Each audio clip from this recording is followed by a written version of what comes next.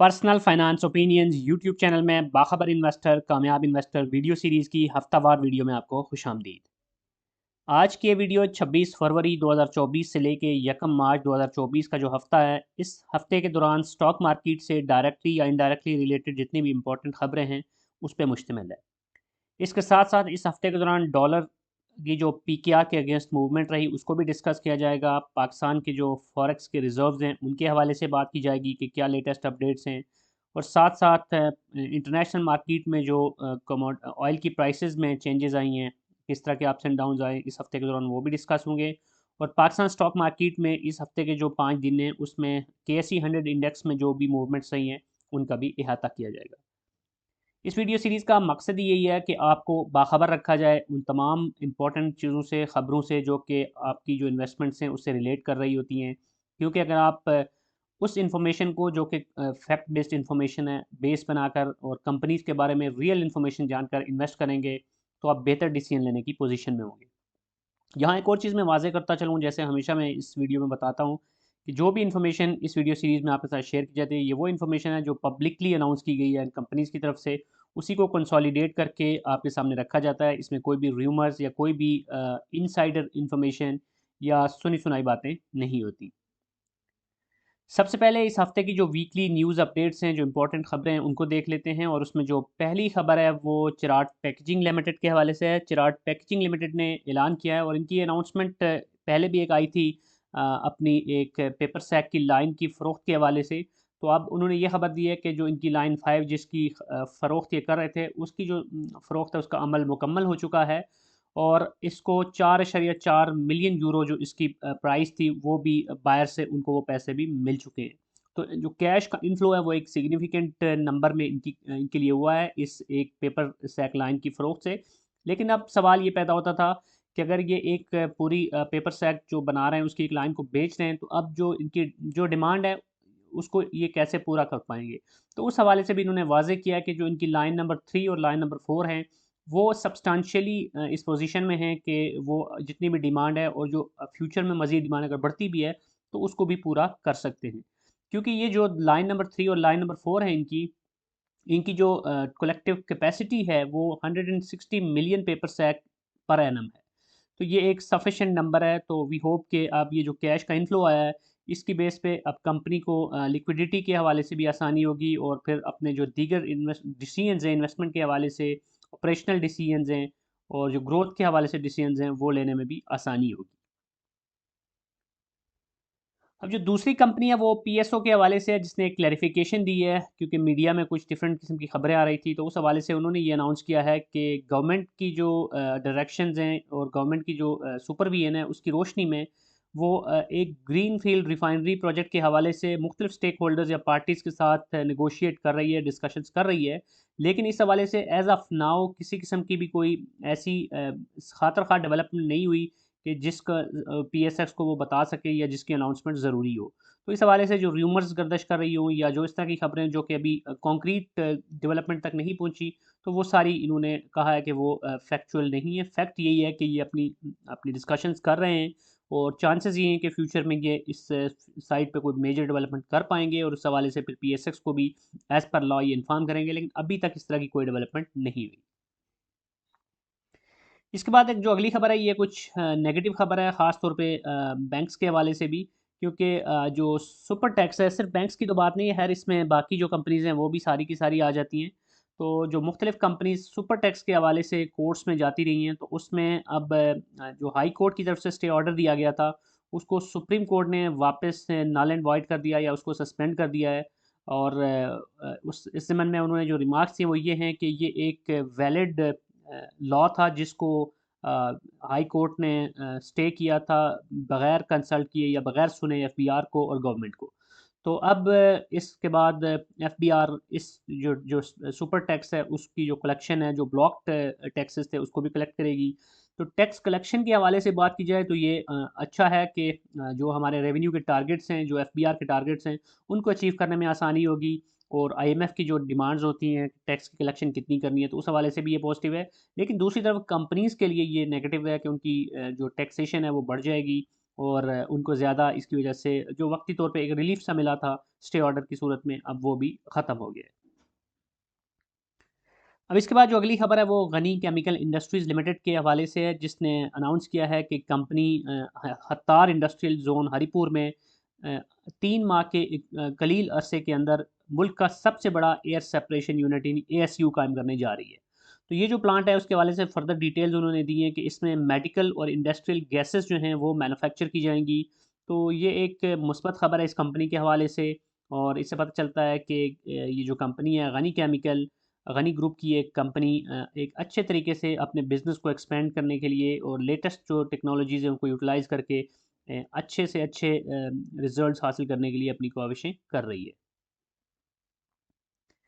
इसके बाद जो अगली खबर है वो रोल ओवर के हवाले से है। पाकिस्तान ने इस महीने 2 अरब डॉलर का जो कर्ज़ा था चाइना की तरफ से उसको वापस अदा करना था, और ऑलरेडी आगे चल के हम बात भी करेंगे कि जो हमारे रिज़र्व्स हैं वो किस कदर इस वक्त स्ट्रेस का शिकार हैं। तो ऐसी सूरत हाल में रोल ओवर के हवाले से ये एक मेजर डेवलपमेंट है कि चाइना ने उसी रेट के ऊपर जो कि ऑलरेडी था उसी पे को बरकरार रखते हुए कर्ज़ को मज़ीद 1 साल के लिए रोल ओवर कर दिया या मौखर कर दिया है। तो अब इस बेस पे ये है कि वक्ती तौर पे जो हमारे रिज़र्व्स के ऊपर एक बड़ा एक ये बर्डन था वो और ख़तरा था वो टल गया है, क्योंकि 2 अरब अगर अभी निकल जाते हैं, और इससे पहले UAE ने भी रोल ओवर किया था। तो इस तरह के रोल ओवर्स जो होते हैं उसकी बेसिस पे वक्ती तौर पे हमें एक फ़ायदा हो जाता है और हमारे जो रिज़र्व्स हैं उनके अंदर कोई एक मेजर सेटबैक नहीं आता। अब कुछ दीगर मुतफ़र्रिक़ ख़बरें हैं उनको भी देख लेते हैं, जिसमें पहली ख़बर OGDC के हवाले से है, जो कि टेक्नोलॉजी को लेटेस्ट टेक्नोलॉजीज़ को यूज़ करने के लिए एक डिजिटल ड्रिलिंग हब का उसने इनाग्रेशन किया है। तो ये एक बड़ी सिग्निफिकेंट मूवमेंट है। OGDC एक बड़ा प्लेयर है oil and gas exploration sector में। तो अब वो लेटेस्ट जो कटिंग एज टेक्नोलॉजीज़ हैं उनको मशीन लर्निंग और दीगर जो टेक्नोलॉजीज़ हैं उसको यूज़ कर रही हैं, और डिजिटल ड्रिलिंग हब का उन्होंने इनाग्रेशन किया है। जो दूसरी खबर है वो लोड्स लिमिटेड के हवाले से है, जो कि ऑटोमोबाइल पार्ट्स के हवाले से जानी जाती है कंपनी। तो इस कंपनी ने कराची के इंडस्ट्रियल एरिया में अपनी एक बिल्डिंग और जो प्रॉपर्टी थी, इनकी ज़मीन थी, उसको सेल आउट किया है, और इससे उनको 1 अरब 10 करोड़ रुपए की मालियत की रकम मिली है। तो एक बड़ी सिग्निफिकेंट अमाउंट है जिसको अब वो यूटिलाइज़ कर सकते हैं अपने बिज़नेस में, और इन्होंने ये मेंशन किया कि इस प्राइस को ये जो उनको पैसा मिला है इसकी बेसिस पे ये जो अपने लोन्स हैं उनको पे आउट करने में इसको यूटिलाइज़ करेंगे, और दीगर जो भी इनके ऑपरेशनल मकासद हैं उनमें भी ये इस्तेमाल कर सकेंगे। इसके बाद जो सिमेट्री ग्रुप रिसेंटली थोड़ा ही अरसा हुआ है इसको IPO के बाद लिस्ट हुए हुए, तो इसकी अक्सर खबरें आती रहती हैं। कोई बहुत बड़ी कंपनी नहीं है लेकिन एक फॉरवर्ड लुकिंग कंपनी है, और अक्सर इनकी मुख्तलिफ प्रोजेक्ट्स के हवाले से खबरें आती रहती हैं। तो इन्होंने जो 2 अनाउंसमेंट्स किए हैं उसमें से जो पहली अनाउंसमेंट है उसके मुताबिक इन्हें जैज़ पाकिस्तान और प्रिज्म सर्विसेज होल्डिंग्स के साथ 2 नए डेवलपमेंट प्रोजेक्ट्स मिले हैं, और इनमें जो जैज़ के साथ है वो PKR टर्म्स में है, और प्रिज्म सर्विसेज के साथ UST टर्म्स के अंदर है। तो इन 2 प्रोजेक्ट्स के साथ वो एस्टिमेट कर रहे हैं कि इस फाइनेंशियल ईयर 2023-24 में ये 58 मिलियन रुपए से ज़ायद इसमें से रेवेन्यू जनरेट करेंगे, which is a significant number for this company. और साथ-साथ इन्होंने एक और जो अनाउंसमेंट की थी वो ये थी कि सिंगापुर की एक आर्टिफिशियल इंटेलिजेंस के हवाले से एक कंपनी है, तो उसके साथ ये कोलैबोरेट कर रहे हैं और इश्तराक अमल में जा रहे हैं। तो ये भी पोटेंशियली इनके साथ के लिए मज़ीद जो रेवेन्यू स्ट्रीम्स खोल सकती है, और मज़ीद इनको प्रोजेक्ट्स के हवाले से फ़ायदा दे सकती है। तो इससे पता चलता है कि ये कंपनी मुख्तलिफ एवेन्यूज़ के ऊपर मुख्तलिफ कंपनीज़ के साथ और मुख्तलिफ स्टेक होल्डर्स के साथ बेहतर तरीके से कोऑर्डिनेट कर रही है, और अपने प्रोजेक्ट्स को और अपने फुटप्रिंट्स को बढ़ाने के लिए अच्छे इक़दाम कर रही है। अब इसके बाद अगर हम इस हफ़्ते के दौरान पाकिस्तानी रुपी की डॉलर के अगेंस्ट मूवमेंट को देखें, तो आप देख सकते हैं कि एज़ सच कोई सिग्निफिकेंट अप्स एंड डाउन्स नहीं आए। 26 फरवरी को यानी मंडे को जो क्लोजिंग हुई थी 279 रुपये 20 पैसे पे हुई थी, और फिर हमने देखा कि जो 27 फरवरी है उसको पाकिस्तानी रुपया का कुछ गिरा था 8 पैसे, 279 रुपये 28 पैसे, लेकिन उसके बाद फिर दोबारा से रुपी स्ट्रेंथन हुआ 2 दिन, और आज फ्राइडे को क्लोजिंग जो हुई 279 रुपये 19 पैसे पे। तो कुल मिला के देखें तो जो स्टार्ट में था इस हफ्ते के तकरीबन उसके आसपास ही जाकर क्लोजिंग हुई है, उससे बल्कि कुछ माइनर सा नीचे ही जाके क्लोजिंग हुई है। तो इन जनरल बात की जाए तो पाकिस्तानी रुपया एक लंबे अरसे से 280 के आसपास ही डॉलर के अगेंस्ट हॉवर अराउंड कर रहा है, जो कि एक पॉजिटिव चीज़ है, क्योंकि मैं अक्सर कहा करता हूँ कि रुपये की जो मूवमेंट है वो जितनी ज़्यादा वोलेटाइल होगी, बहुत ज़्यादा अप्स एंड डाउन्स आएंगे, उतना ज़्यादा वो पैनिक क्रिएट करेगी, उतना ज़्यादा वो हमारे जो इम्पोर्ट एंड एक्सपोर्ट के बिज़नेस में लोग हैं उनके लिए मसाइल पैदा करेगी, उतना ज़्यादा एक जो क्लैरिटी है उसका फुकदान होगा। लेकिन जितना ज़्यादा ये कंसिस्टेंट एक नंबर शो करेगी, उतना ज़्यादा एतमाद होगा लोगों का कि ये प्राइस ऑर्गेनिक है और मैनिपुलेटेड नहीं है। अब इसके बाद अगर हम पाकिस्तान के जो फॉरेक्स के रिजर्व्स हैं उसको देखें, जो क्यूमुलेटिव रिजर्व्स हैं state bank plus commercial banks के, तो इस जो लेटेस्ट इस हफ्ते के को डेटा आया जो प्रीवियस वीक का होता है 23 फरवरी का, उसके मुताबिक जो हमारे रिजर्व्स हैं उसमें 0.06 बिलियन डॉलर्स की कमी हुई है। 13.10 से कम होके 13.04 पे आ गए हैं। तो कर्ज़ों की जो अदायगी होती है वक्तन फ़वक्तन हमें करनी पड़ती है, और फिर इंपोर्ट के जो बिल्स होते हैं और दीगर जो प्रोसीड्स होती हैं उसके हवाले से, तो उनका एक इम्पैक्ट हमारे रिज़र्व्स के ऊपर पड़ रहा होता है। तो अभी भी देखें तो मुसलसल कुछ कुछ अरसे से आप देख सकते हैं कि 9 फरवरी को 13.15 थे, फिर मज़ीद कम हुए, फिर 3 हफ्ते आप देख सकते हैं कि इन तीनों में मुसलसल जो हमारे रिज़र्व्स हैं वो नीचे ही आ रहे हैं। तो ये कोई इतनी हौसला अफ़ज़ा चीज़ नहीं है। बहरहाल पहले भी मैंने अभी खबर दी आपको कि चाइना ने रोल ओवर कर दिया है लोन, तो वो एक बड़ा नंबर था 2 अरब रुपए डॉलर्स का। तो अगर वो मज़ीद हमें देने पड़ जाते तो ये बहुत बड़ा एक डिक्लाइन आ सकता था, लेकिन वो ख़तरा बहरहाल टल गया। अब इसके बाद अगर हम इंटरनेशनल मार्केट में ब्रेंट क्रूड की इस हफ्ते को मूवमेंट देखें, तो यहाँ पर आप देख सकते हैं कि आज जो इस वक्त जब मैं वीडियो बना रहा हूँ तो जो प्राइस है ब्रेंट क्रूड की इंटरनेशनल मार्केट में पर बैरल, वो 83.16 डॉलर है। तो ये कोई हौसला अफजा चीज़ नहीं है। मैंने पहले भी बताया था कि जब तक ये 80 से नीचे था उस वक्त तक हमारी इकानमी के लिए, एक इम्पोर्ट बेस्ड इकानमी के लिए वो नंबर अच्छा था, और वो उसका इम्पैक्ट भी हमें नज़र आ रहा था कि पाकिस्तान में भी जो ऑयल एंड गैस, ख़ास तौर पे ऑयल की जो प्राइसेस हैं, पेट्रोल डीज़ल वगैरह की, और हाई ऑक्टेन वगैरह, उसकी प्राइसेस ऊपर नहीं गई थी, या तो नीचे आ रही थी या एक स्टेबिलिटी शो कर रही थी। लेकिन अब जो लेटेस्ट है कल परसों यानी कि कल बल्कि अनाउंस हुआ और आज यानी फर्स्ट से, तो पेट्रोल की प्राइसेस में इजाफा हो गया है पाकिस्तान में। तो वो एक ऑब्वियस सी रीज़न है कि इंटरनेशनल मार्केट में डॉलर टर्म्स में अगर आप देखें तो ऑयल की प्राइसेस ऊपर जा रही हैं, और 80 से काफ़ी ऊपर शूट कर चुकी हैं। तो अब भी ये प्राइसेस अगर यहाँ से मज़ीद ऊपर जाती हैं, यहाँ पर सस्टेन भी करती हैं, तो वो हमारे लिए बेहतर नहीं है। लेकिन अगर ये नीचे आती हैं 80 और उससे नीचे, तब ही हमारे लिए बेहतर होगा। बहरहाल एज़ ऑफ़ नाउ अगर देखा जाए इंटरनेशनली, तो जो ऑयल की प्राइसेस हैं, चांसेस ये हैं कि ये यहाँ से मज़ीद ऊपर जा सकती हैं, और वो हमारे लिए मज़ीद नुकसानदेह साबित हो सकता है।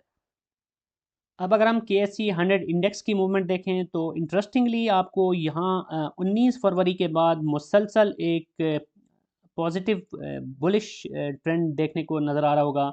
और पाकिस्तान स्टॉक मार्केट में जो इलेक्शन के बाद, यहाँ पर अगर आप देखें तो 8 फरवरी को इलेक्शन हुआ था, तो उसके बाद काफ़ी ज़्यादा 9 फरवरी से लेके जब तक के गवर्नमेंट साजी के हवाले से कोई क्लैरिटी नहीं आई थी, तो मार्केट मुसलसल नीचे जा रही थी पॉलिटिकल इंस्टेबिलिटी की वजह से।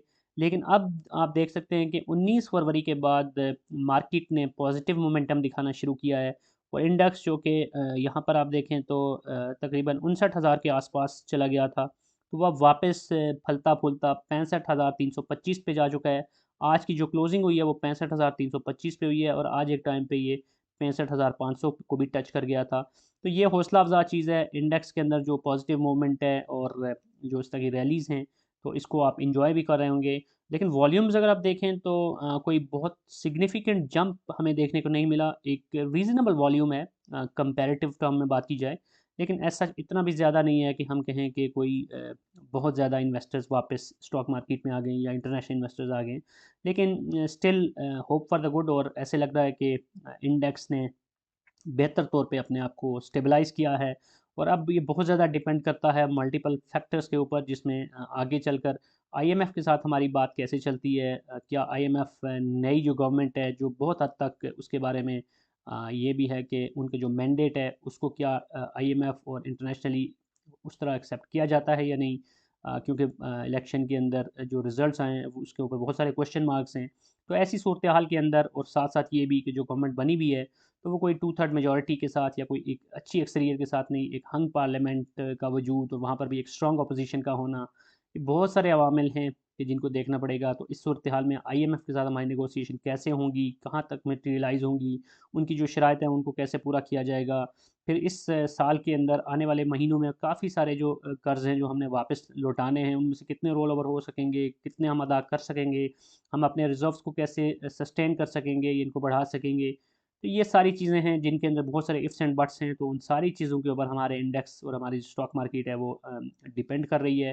तो ये सारी चीज़ें आपने ज़हन में रखनी है, उनके ऊपर नज़र रखनी है और उसी बेसिस पे हम देख सकेंगे कि स्टॉक मार्केट ओवरऑल और इसके अंदर जो जो आप शेयर्स हैं जिनमें आप इन्वेस्टेड हैं, उन कंपनीज़ की मूवमेंट क्या रहती है, वो सारी आपने देखनी होगी।